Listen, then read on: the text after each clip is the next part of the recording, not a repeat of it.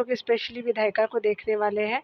इसके जो है वो 10 नंबर प्रश्नों तक हमने करा दिया था, तो आज जो है 11 नंबर प्रश्नों से हम देखने वाले हैं। चलिए स्टार्ट करते हैं और देखते हैं।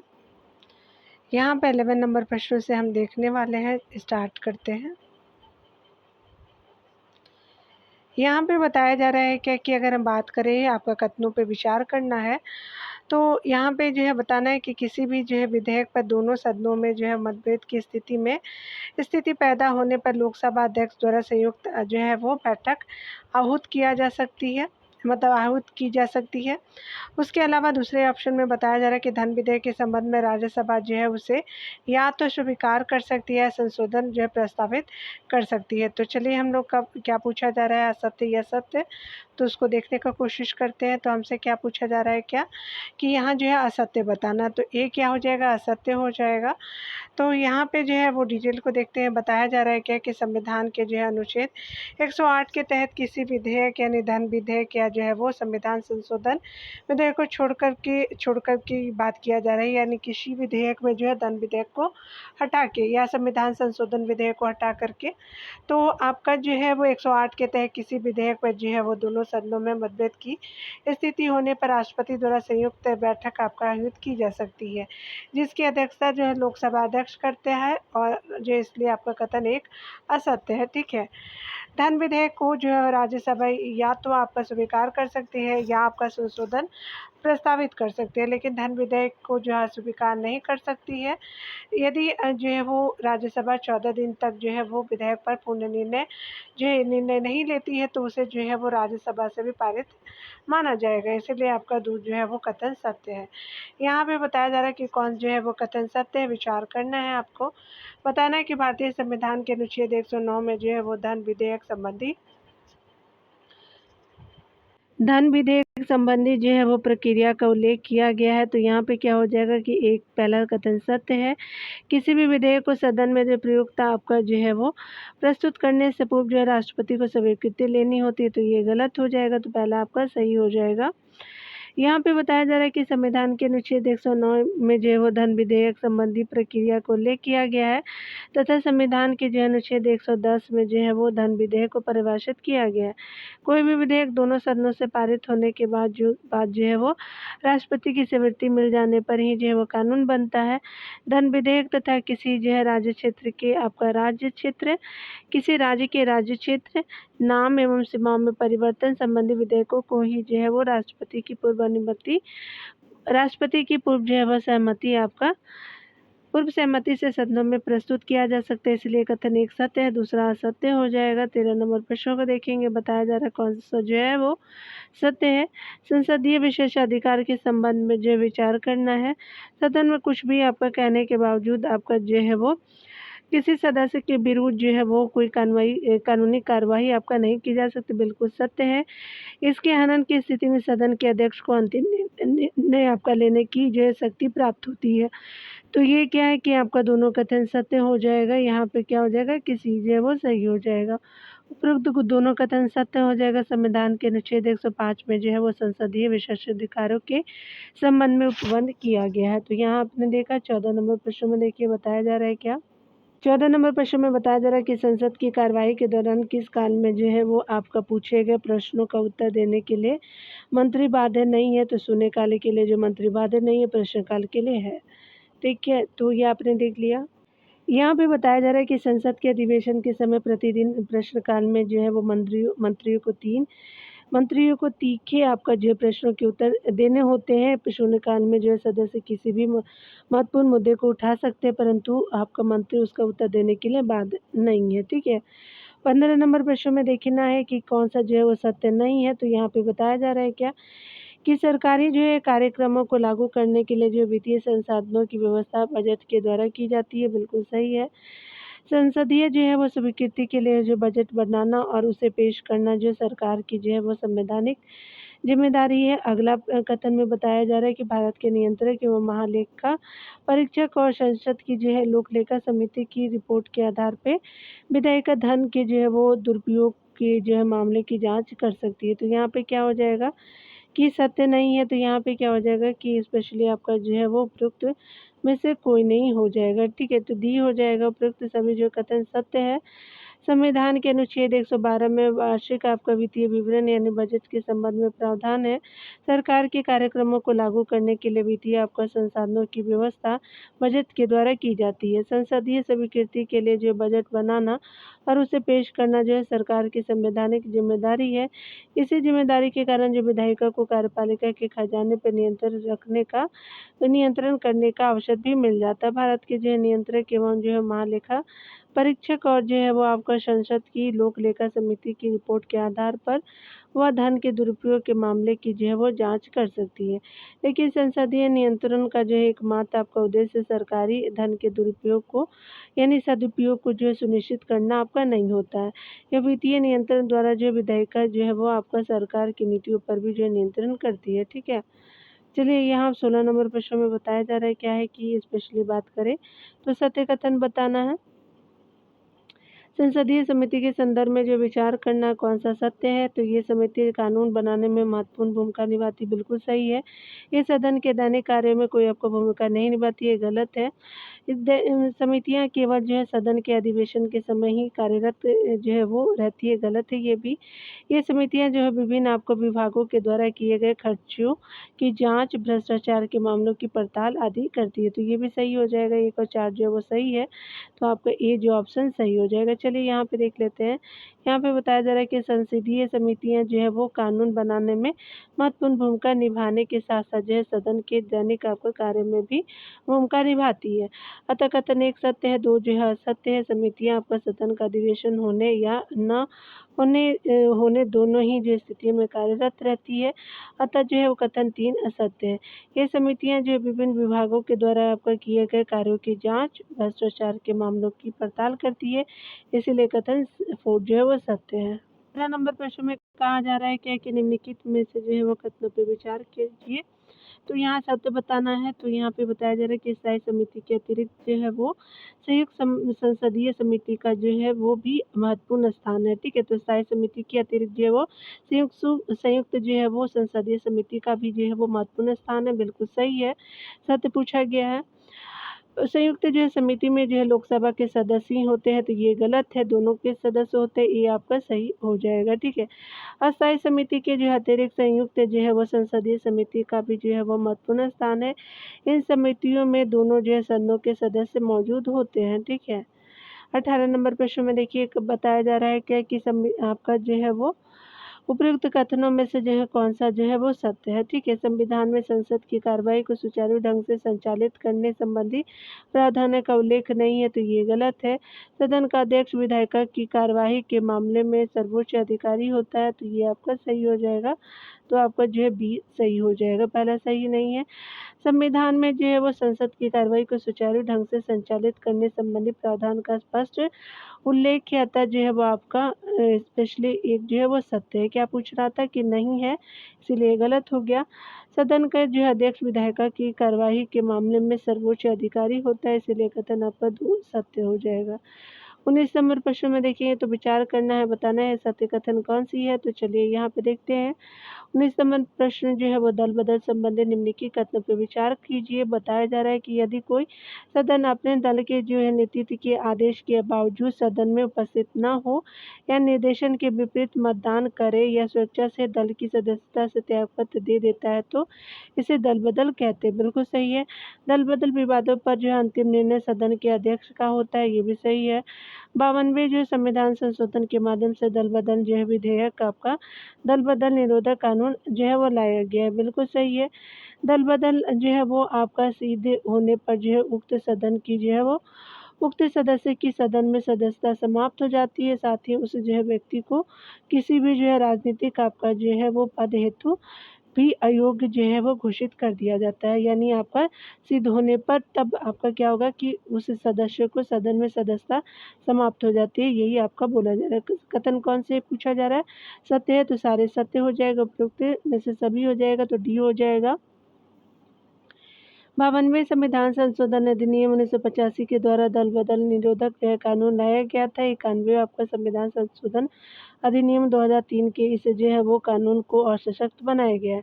दल बदल विवादों का जो है निर्णय सदन के अध्यक्ष यानी सभापति द्वारा किया जाता है। ठीक है, तो आपने देख लिया। न्यायपालिका को देखिए, न्यायपालिका में बताया जा रहा है क्या कि अगर हम बात करें यहाँ पे जो है वो न्यायपालिका की जो स्वतंत्रता का अर्थ है तो सुरक्षाचारिता या उत्तरदायित्व का अभाव होना, तो ये आपका गलत हो जाएगा। आगे बताया जा रहा है कि विधायिका एवं कार्यपालिका द्वारा न्यायपालिका के कार्य में बाधा न पहुंचाना, बिल्कुल सही है। सरकार के अन्य जो है वो अंगों द्वारा न्यायपालिका के जो निर्णयों में हस्तक्षेप न करना, बिल्कुल सही है।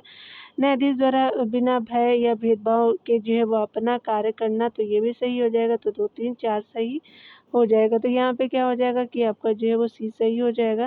न्यायपालिका की स्वतंत्रता का जो है अर्थ सुरक्षाचारिता या उत्तरदायित्व का अभाव नहीं होता है, इसीलिए आपका 2, 3, 4 जो है वो न्यायपालिका की स्वतंत्रता की व्याख्या करता है। ठीक है, 2 नंबर प्रश्न में देखिए तो बताया जा रहा है कौन सा जो कथन सत्य है। चलिए देखते हैं, यहाँ पे बताया जा रहा है क्या, सर्वोच्च न्यायालय या उच्च न्यायालय के न्यायाधीशों के संबंध में जो है वो कथनों पर विचार करना है। न्यायाधीशों की नियुक्ति के मामले में विधायिका को जो है वो सम्मिलित नहीं किया जा सकता, बिल्कुल सही है। न्यायाधीश के रूप में नियुक्त होने के लिए जो है किसी व्यक्ति के पास वकालत का अनुभव या कानून विशेषज्ञ होना आवश्यक है, बिल्कुल सही है। न्यायाधीशों का कार्यकाल निश्चित आपका नहीं होता है, अतः इसे जो है कम या ज़्यादा किया जा सकता है, ये गलत है। 1, 2 सही है।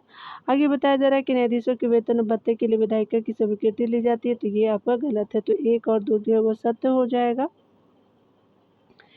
न्यायाधीशों की नियुक्ति के मामले में जो है विधायिका को जो है वो सम्मिलित आपका नहीं किया गया है, ताकि इसे जो है दलगत राजनीति से अलग आपका रखा जा सके। न्यायाधीश के रूप में जो है नियुक्त होने के लिए जो है किसी व्यक्ति को वकालत या अनुभव या जो है कानून आपका जो है विशेषज्ञ होना आवश्यक है। तो जो है वो कथन 1 और 2 जो है वो सत्य है। ठीक है, यहाँ पे बताया जा रहा है कि न्यायाधीशों का जो है कार्यकाल निश्चित होता है और इनके जो है उनके कार्यकाल को कम नहीं किया जा सकता। कार्यकाल की जो है सुरक्षा के जो है कारण न्यायाधीश बिना भय या जो है भेदभाव के अपना कार्य कर सकते हैं, अतः कथन 3 असत्य है। न्यायपालिका, कार्यपालिका और विधायिका प्रभृति आपका रूप से निर्भर नहीं है। संविधान के अनुसार जो है वो न्यायाधीश के वेतन और भत्ते के लिए विधायिका की स्वीकृति नहीं ली जा सकती, इसीलिए आपका अतः जो है 4 भी असत्य है। ठीक है, 3 नंबर प्रश्न में देखें तो कहा जा रहा है कि निम्नलिखित कथनों पर विचार कीजिए। न्यायाधीशों के कार्यों और निर्णयों की व्यक्तिगत आलोचना नहीं की जा सकती है। आगे बताया जा रहा है कि संसद न्यायाधीशों के आचरण पर जो है वो केवल तभी चर्चा कर सकते हैं जब वह उनको हटाने के प्रस्ताव पर विचार कर रही हो संसद। तो चलिए यहाँ पे देखते हैं हमसे क्या पूछा गया है। तो यहाँ पे असत्य क्या है, तो दोनों जो है वो आपका कथन असत्य ही है। तो यहाँ पे क्या हो जाएगा कि डी हो जाएगा। उपरोक्त जो है वो दोनों कथन क्या है, क्योंकि सत्य है। यहाँ जो है वो असत्य, देखिए यहाँ पे क्या पूछा था आपसे, असत्य है, तो आपका जो है वो ना तो 1 और ना ही आपका 2 असत्य है। असत्य नहीं है, यानी दोनों जो है राइट है। ठीक है, तो यहाँ असत्य पूछा था इसीलिए आपका सही हो गया। सर्वोच्च जो है वो न्यायालय, उच्च न्यायालय के न्यायाधीशों को उनके पद से आपका सिर्फ कदाचार साबित होने या अयोग्यता की दशा में ही हटाया जा सकता है। जब तक संसद के जो है सदस्य में आम सहमति न हो, तब तक किसी भी जो न्यायाधीश को हटाया नहीं जा सकता। उनकी अनुपस्थिति में जो है वो उनकी नियुक्ति में जो है उनकी नियुक्ति में कार्यपालिका की प्रत्यक्ष जो है वो महत्वपूर्ण भूमिका है। वह उनको हटाने की शक्ति विधायिका के पास है। ठीक है, यानी कहने का नियुक्ति में जो कार्यपालिका प्रत्यक्ष जो है भूमिका महत्वपूर्ण भूमिका होती है और हटाने की जो शक्ति होती है विधायिका के पास होती है। न्यायपालिका की जो है वो की स्वतंत्रता बचाए रखने तथा शक्ति संतुलन बनाए रखने हेतु ऐसा किया गया है। ठीक है, आगे बताया जा रहा है क्या कि कौन सा जो है कथन सत्य है। चलिए हम लोग सत्य कथनों पर चूज करते हैं। भारत के सर्वोच्च न्यायालय के संदर्भ में से जो है वो आपका कौन सा कथन सत्य है। इसके जो है वह फैसले तभी जो है जो है अदालतों को मान्य होते हैं। इसके फैसले सभी अदालतों को मान्य होते, बिल्कुल सही है। यह जो है वो आपका उच्च न्यायालय के जो है न्यायाधीशों का तबादला कर सकता है, बिल्कुल सही है। यह किसी अदालत का जो है मुकदमा अपने पास आपको मंगवा सकता है, ये भी सही है। ये किसी एक जो उच्च न्यायालय में चल रहे मुकदमे को जो है दूसरे आपको उच्च न्यायालय में भिजवा सकता है। तो यहाँ पे क्या हो गया कि डी जो है वो सत्य हो गया। उपरोक्त सभी जो कथन सत्य है। 5 नंबर प्रश्न को देखते हैं तो यहाँ पे बताया जा रहा है क्या, उच्च न्यायालय के संदर्भ में जो है बात करना, सत्य कथन बताना है। ये आपका निचली अदालतों के फैसले पर की गई अपील की सुनवाई कर सकते हैं, बिल्कुल सही है उच्च न्यायालय के बारे में। ये आपका जो है वो मौलिक अधिकारों को बहाल करने के लिए रिट जारी करता है, ये भी सही है। ये अन्य राज्य के क्षेत्रीय अधिकारों में आने वाले मुकदमे का निपटारा भी कर सकता है, तो गलत है। ये जो है अपने अधीनस्थ अदालत का जो है पर्यवेक्षण और नियंत्रण करते हैं, तो ठीक है। 1, 2 जो है वो 4 सही हो जाएगा, 3 जो है वो गलत हो जाएगा, ठीक है। तो यहाँ पे क्या हो जाएगा कि 1, 2, 4 जो है सही हो जाएगा। कथन 3 असत्य है क्योंकि उच्च न्यायालय के सिर्फ अपने आप का जो है राज्य क्षेत्र में आने वाले कार्य या मुकदमे का निपटारा कर सकता है, अतः जो है आपका 1, 2, 4 जो है वो सत्य हो जाएगा। यहाँ पे बताया जा रहा है क्या? यहाँ पे बताना है कि कौन सा जो है अधीनस्थ न्यायालय के संदर्भ में सत्य है। जिले में दायर मुकदमे की सुनवाई करता है, तो ये गलत है। गंभीर जो है वो आपका किस्म के आपराधिक मामले में जो है फैसला देता है, तो ये भी गलत है। फौजदारी या दीवानी के जो है वो मुकदमे का पर विचार करता है, तो ये आपका सही हो जाएगा। तो आपका 3 सही है, तो आपका सिर्फ केवल आपका 1 जो है वो ए जो है वो सही हो जाएगा। कथन 1 और 2 का संबंध जो अधीनस्थ न्यायालयों से न होकर के जिला न्यायालयों से है, ठीक है। तो देख लिया आपने, फौजदारी और दीवानी के मुकदमे पर विचार करना अधीनस्थ अदालत के कार्य हैं, ठीक है। यहाँ पे 7 नंबर प्रश्न में बताया जा रहा है क्या कि अगर हम बात करें भारत के सर्वोच्च न्यायालय के क्षेत्राधिकार के अंतर्गत जो सम्मिलित है, तो ये मौलिक क्षेत्राधिकार है, अपीलीय क्षेत्राधिकार है, सलाहकारी क्षेत्राधिकार है और रीट संबंधी क्षेत्राधिकार है। तो उपयुक्त सभी जो है वो आपका हो जाएगा, तो डी हो जाएगा। यहाँ पे बताया जा रहा है कि सर्वोच्च न्यायालय के क्षेत्राधिकार में जो है वो निम्नलिखित आते हैं। मौलिक जो है वो क्षेत्राधिकार यानी आरंभिक जिसको बोलते हैं, तो अनुच्छेद 131 में आता है। अपीलीय क्षेत्राधिकार जो है वो अनुच्छेद 132, 133, 134 और 134 का क और 136 आता है अपीलीय क्षेत्राधिकार में। सलाहकारी जो है क्षेत्राधिकार जो है वो 143 अनुच्छेद में आता है। ऋण संबंधी जो है क्षेत्राधिकार जो है वो अनुच्छेद 32 में आता है। याद रखेंगे सर्वोच्च न्यायालय के क्षेत्राधिकार में आते हैं, ठीक है। यहाँ पे 8 नंबर प्रश्नों को देखेंगे तो कहा जा रहा है कौन सा सत्य है, तो भारत के जो है वो सर्वोच्च न्यायालय के मौलिक क्षेत्राधिकार से संबंधित जो है वो आपका विचार करना है कथनों पे।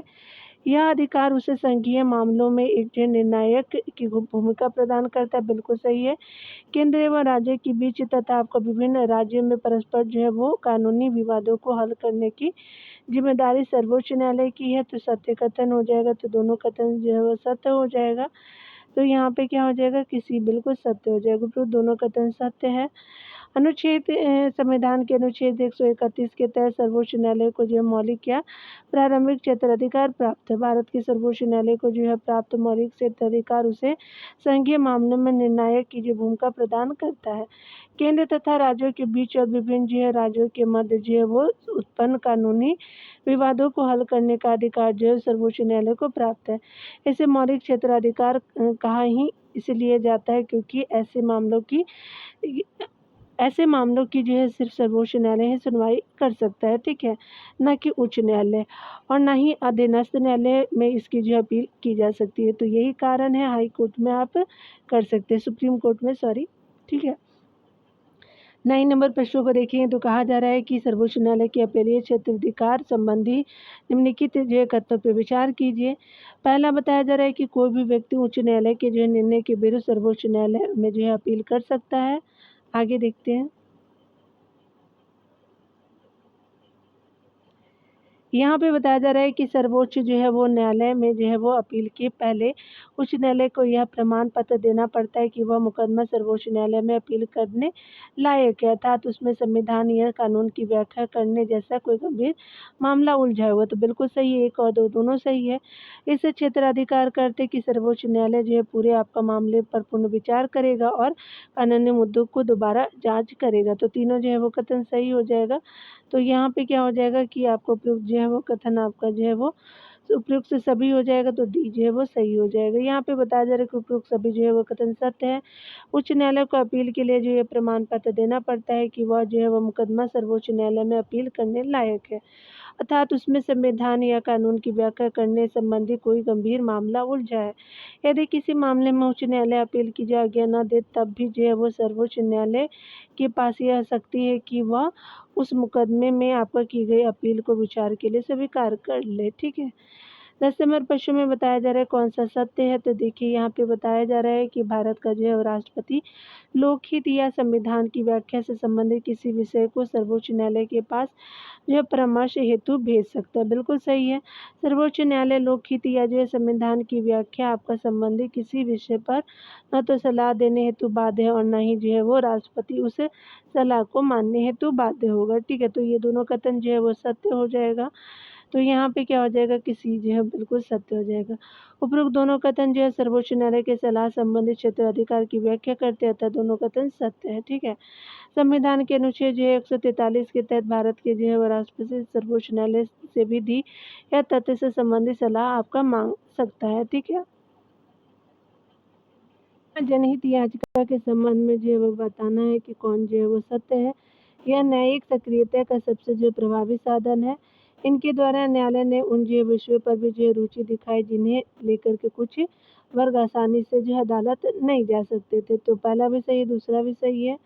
आगे बताया जा रहा है किसने जो है न्याय व्यवस्था को लोकतांत्रिक तथा कार्यपालिका को उत्तरदायी बनाने को बाध्य किया है। तो इसने न्याय व्यवस्था को लोकतांत्रिक और कार्यपालिका को उत्तरदायी बनाने का बाध्य किया, तो बिल्कुल सही है। इनके द्वारा जो है इनके द्वारा न्यायपालिका की सक्रियता से जो है कार्यपालिका और जो है वो कार्यपालिका के कार्यों के बीच का अंतर जो है धुंधला हुआ है। ठीक है, तो आपका क्या हो जाएगा कि यहाँ पे जो है वो चारों कथन सही हो जाएगा। तो यहाँ पे जो है वो उपयुक्त से सभी हो जाएगा, तो डी हो जाएगा। यहाँ पे देखिए बताया जा रहा है कि उपयुक्त सभी कथन सत्य है। जनहित याचिका न्यायिक सक्रियता का सबसे जो प्रभावी साधन हो गई है। किसी के जो है द्वारा मुकदमा करने पर उसे जो है मुद्दे पर आपका विचार करने के साथ साथ नगर न्यायपालिका ने जो है अखबार में छपी खबरों और डाक से जो है प्राप्त शिकायतों को आधार बनाकर उन पर विचार करना शुरू कर दिया है। ठीक है, बाद में न्यायालय ने सत्रों को जो है वो आपका न्यायालय ने पत्रों को याचिका के रूप में स्वीकार करने की प्रथा समाप्त कर दी। आगे बताया जा रहा है कि 1980 के बाद जो जनहित याचिकाओं और न्यायिक जो है वो सभी सक्रियता के द्वारा जो है न्यायपालिका ने उन आपका मामलों में भी रुचि दिखाई जहाँ समाज के कुछ वर्ग के जो है लोग आसानी से अदालत की शरण नहीं ले सकते हैं। न्यायालय ने आपको पीड़ित व्यक्ति की ओर से किसी अन्य को जो है वो को भी आपका याचिका दायर करने का हक दिया है।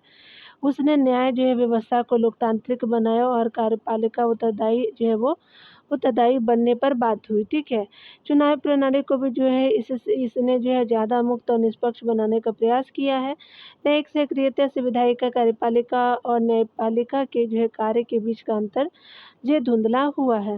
भारत में जनहित याचिका यानी PIL या जो सामाजिक व्यवहार आपका याचिका का प्रारंभ 1779-80 के दशक में तत्कालीन आपका न्यायमूर्ति VR जो कृष्ण अय्यर और न्यायमूर्ति PN भगवती के द्वारा किया गया है। ठीक है, यहाँ पे देखते हैं सत्य कथन बताना है। चलिए 12 नंबर प्रश्न को देखते हैं। बताना है न्यायपालिका के जो है अधिकारों के संबंध में जो है पे विचार करना है।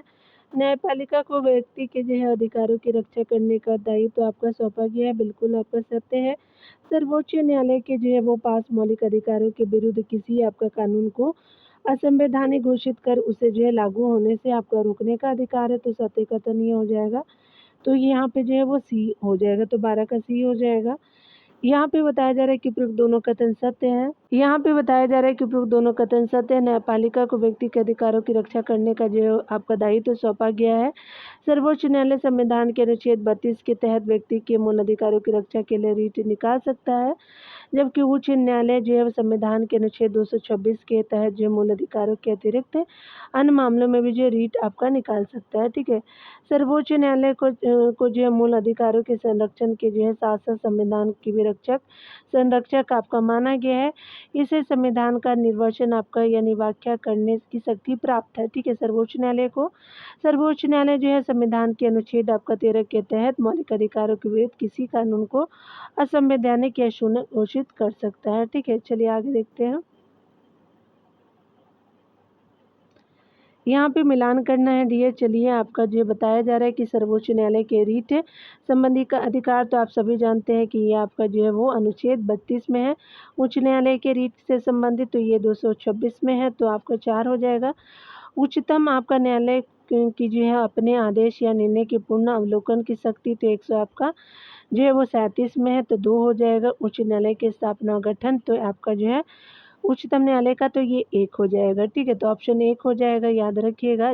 3, 4, 2, 1 हो जाएगा, ठीक है। तो 3, 4, 2, 1 इसमें है, तो यहाँ पे आप देख सकते हैं कि पहले ऑप्शन में सही हो जाएगा, ठीक है।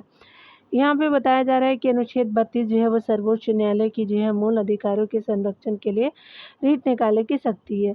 अनुच्छेद 226 जो है उच्च न्यायालय को जो है रीट निकालने की शक्ति है। ये अनुच्छेद 124 उच्चतम न्यायालय की स्थापना और गठन है, और अनुच्छेद 137 जो है सर्वोच्च न्यायालय द्वारा दिए गए अपने निर्णय का पुनरावलोकन करने की शक्ति है, ठीक है। 14 नंबर प्रश्न में चलिए यहाँ पे देखते हैं, बताना है कि कौन सा सत्य है। तो यहाँ पे बताना है सर्वोच्च न्यायालय की जो है वो न्यायिक पुनरावलोकन की शक्ति के संदर्भ में इसके माध्यम से सर्वोच्च न्यायालय विधायिका द्वारा पारित आपका किसी भी कानून की संवैधानिकता जांच सकता है। बिल्कुल सही है। इस जो है शक्ति के द्वारा सर्वोच्च न्यायालय जो है वो संविधान के विपरीत कानून को जो है वो गैर संवैधानिक आपका घोषित कर सकता है। बिल्कुल सही है। संविधान में कहीं भी न्यायिक जो है पुनरावलोकन शब्द का जो उपयोग आपका नहीं किया गया, तो ये भी सही है। आगे बताया जा रहा है कि ये शक्ति जो है वो आपका राज्यों की विधायिका द्वारा बनाए गए कानूनों पर भी लागू होती है, ठीक है। तो यहाँ पे सत्य क्या हो जाएगा, तो सभी सत्य हो जाएगा, तो डी हो जाएगा। यहाँ पे बताया जा रहा है उपरोक्त सभी जो कथन सत्य है। भारत ने जो है न्यायिक पुनर्वलोकन सिद्धांत को अमेरिकी संविधान से ग्रहण किया है। भारत के संविधान में न्यायिक पुनर्वलोकन की कहीं भी जो स्पष्ट रूप से चर्चा नहीं की गई, किंतु संविधान के अनुच्छेद आपका 13, 32 और 226 जो है अप्रत्यक्ष रूप से न्यायिक पुनर्वलोकन की शक्ति न्यायपालिका को सौंपती है, ठीक है। चलिए आगे देखते हैं। 15 नंबर प्रश्न में बोला जा रहा है क्या, यहाँ पे बताना है सत्य की आपको विचार करना है कथनों पे, और असत्य बताना है। संविधान के मूल ढांचे का जो है वो सिद्धांत सर्वोच्च न्यायालय ने केशवानंद भारती 1973 केस के निर्णय में दिया था। बिल्कुल सत्य है, असत्य नहीं है, ठीक है। सर्वोच्च न्यायालय ही यह जो है घोषित करता है कि कौन सा भाग संविधान के मूल ढांचे का जो है वो हिस्सा है और जो है वो कौन सा नहीं है। सर्वोच्च न्यायालय करता है, कार्यपालिका को इस विषय में कोई अधिकार प्राप्त नहीं है। तो यहाँ पे क्या हो जाएगा कि दोनों कथन सत्य है, असत्य कोई भी नहीं है, तो आपका जो है डी असत्य हो जाएगा, यानी जो है वो ना तो 1 और ना ही 2 असत्य है। चलिए डिटेल को देखते हैं। उपरोक्त दोनों कथन सत्य है। भारतीय संविधान के जो है मूल ढांचा यानी जो ढांचा या आधारिक जो है वो ढांचा का सिद्धांत पहली बार केशवानंद भारती बनाम केरल राज्यवाद 1973 में सर्वोच्च न्यायालय ने दिया था, और कहा कि जो है न्यायालय समय से पर जो है मूल ढांचे को घोषित करेगा। इसके बाद मिनर्वा जो है वो मिल जो है बनाम भारत संघ जो 1980 में आया था। तो मूल सिद्धांत के जो है वो मूल ढांचा के सिद्धांत को पुनः दोहराया गया। केशवानंद भारतीवाद में गठित संवैधानिक पीठ अब तक की सबसे बड़ी आपका जो है वो संवैधानिक पीठ है, इसलिए आपका कुल 13 आपका न्यायाधीश थे, ठीक है। तो याद रखेंगे 6-7 से जो निर्णय दिए गए थे, याद रखिएगा। आपका जो है 16 नंबर प्रश्नों को देखेंगे। सत्य बताना है, संसदीय व्यवस्था के संदर्भ में विचार करना है। इसमें संसद को अपने संचालन खुद करने तथा अपने सदस्यों को व्यवहार नियंत्रित करने की शक्ति है। बिल्कुल सही है।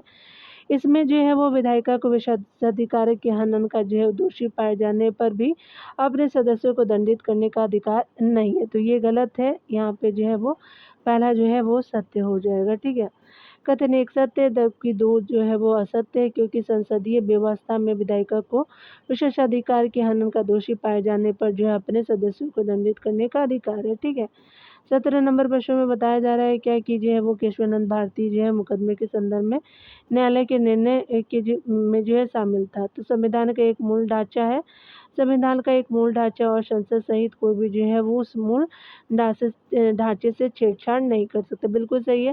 संपत्ति का अधिकार मूल ढांचे का जो है वो हिस्सा नहीं है, अतः आपका जो है उस पर जो है समुचित आपका प्रतिबंध लगाया जा सकता है। तो दोनों आपका कथन क्या है कि यहाँ पे जो है वो सत्य हो जाएगा। तो यहाँ पे क्या हो जाएगा, सी हो जाएगा। उपरोक्त दोनों कथन जो है वो सत्य हो जाएगा, ठीक है। 18 नंबर प्रश्नों को देखेंगे तो कहा जा रहा है क्या कि भारत के जो है वो मुख्य न्यायाधीश की नियुक्ति के संदर्भ में कौन सा सत्य नहीं है। तो यहाँ पे बताना है कि सत्य नहीं है। तो वर्षों से आपका सर्वोच्च न्यायालय के सबसे आपका वरिष्ठ न्यायाधीश को इस जो है वो पद पर नियुक्त करने की परंपरा रही है, एवं जो इसका कोई अपवाद नहीं है। तो ये आपका क्या हो जाएगा, सत्य नहीं है। भारत के मुख्य न्यायाधीश की जो है सेवानिवृत्ति की जो है आयु 65 वर्ष होती है, तो ये आपका सही है। पहला जो है सही नहीं है, ठीक है। तो यहाँ पे क्या हो जाएगा, सत्य ए हो जाएगा। देखिए यहाँ पे बताया जा रहा है कि वरिष्ठता के जो है आधार पर भारत के मुख्य न्यायाधीश की नियुक्ति की परंपरा को 2 बार तोड़ा गया है, इसलिए कथन 1 जो है वो असत्य नहीं है। ठीक है, सत्य नहीं है। पहली बार जो 1973 में 3 वरिष्ठ आपका न्यायाधीशों को छोड़कर के जो है वो न्यायमूर्ति एएन रे को जो भारत का मुख्य जो है वो न्यायाधीश नियुक्त किया गया था। ठीक है। दूसरी जो है बार आपका जो है वो न्यायाधीश एचआर खान को पीछे छोड़ते हुए न्यायमूर्ति आपका जो है एमएच बे की जो है वो नियुक्ति भारत के मुख्य न्यायाधीश के रूप में की गई। भारत के जो है सर्वोच्च न्यायालय के मुख्य न्यायाधीश की सेवानिवृत्ति यानी रिटायरमेंट की आयु जो है 65 वर्ष की होती है, इसलिए आपका कथन 2 सत्य हो जाएगा। संघवाद को अगले चैप्टर में डिनोट मतलब देखेंगे डियर। मिलते हैं अगले वीडियो में। खुद का ख्याल रखिए, पढ़ते रहिए। Take care dear.